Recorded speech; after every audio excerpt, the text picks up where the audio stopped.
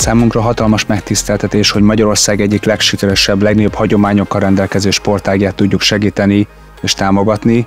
A megállapodás értelmében összesen 15 darab BMW gépjárművet fogunk átadni a Magyar Vízilabda-szövetségnek. Nagyon sok időt töltünk az autóban, én körülbelül majdnem annyit, mint vízben az edzésen, szóval tényleg az is fontos, hogy az egy ilyen prémium időtöltés úgymond, mert tényleg prémium autóban ülünk. Ha reggel fölkelek és lemegyek a garázsba, és ott egy olyan autó áll, az mindig egy örömforrás.